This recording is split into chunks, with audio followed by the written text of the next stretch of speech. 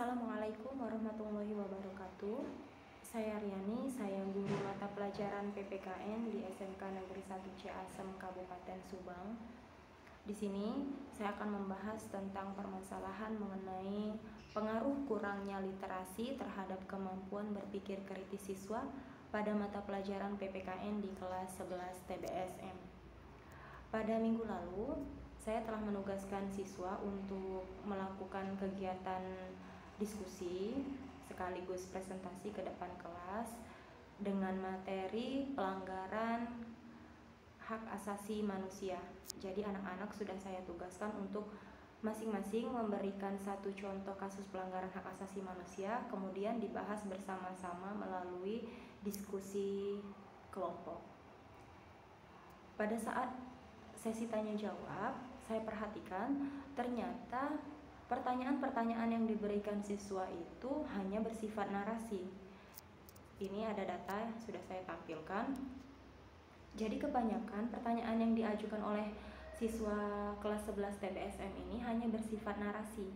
Seperti ada salah satu yang membahas tentang permasalahan kasus Munir.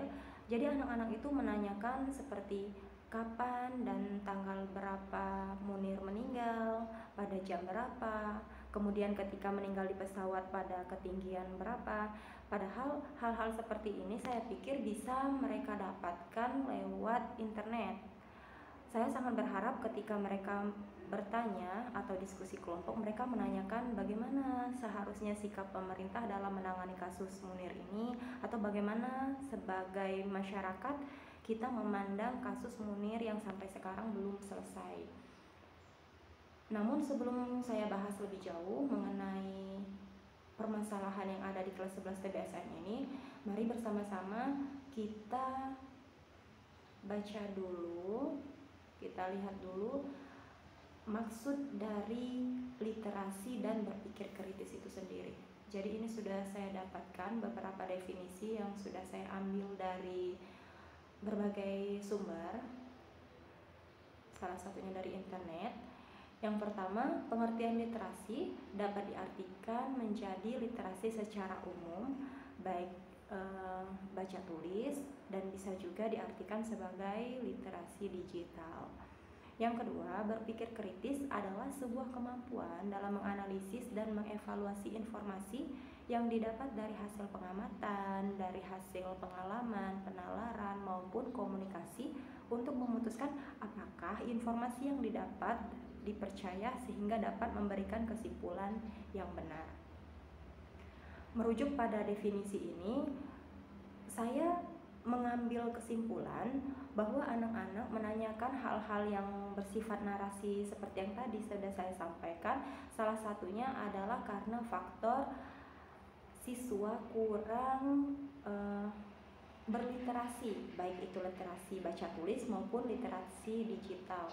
Jadi kemampuan mereka membaca buku, membaca berita, atau mengikuti perkembangan berita-berita, informasi-informasi juga sangat mempengaruhi apa yang mereka tanyakan, mereka sampaikan ketika jalannya diskusi berlangsung. Di sini saya tuliskan beberapa faktor yang menyebabkan kurangnya minat literasi pada siswa, merujuk pada sebuah jurnal oleh Azmi Rizka Anissa dan kawan-kawan.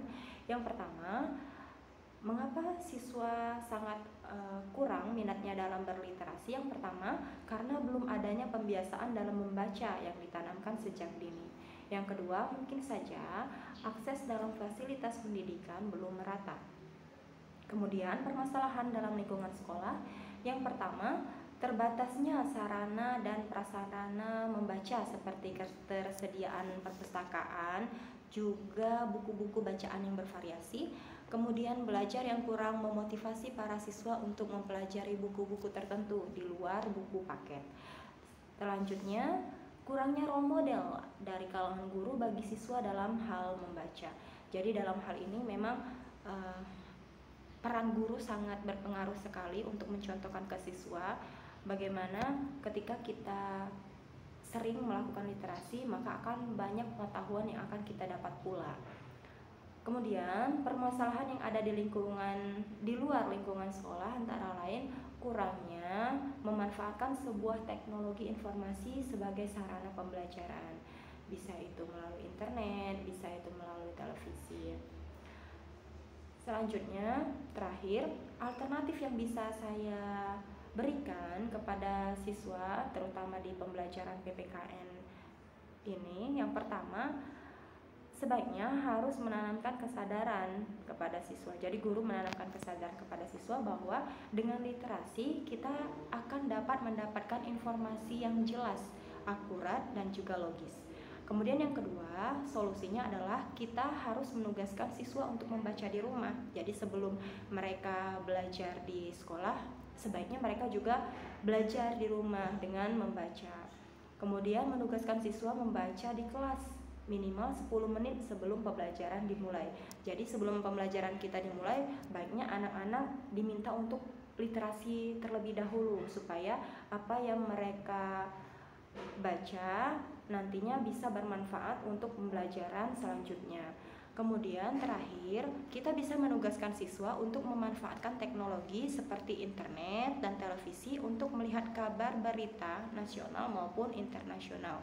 Karena pada pembelajaran PPKN sendiri, saya sering sekali membahas hal-hal yang berhubungan dengan kasus yang terupdate gitu, supaya lebih pembelajaran lebih nyambung untuk siswa sendiri, kemudian bisa cepat dipahami materi-materi yang disampaikan.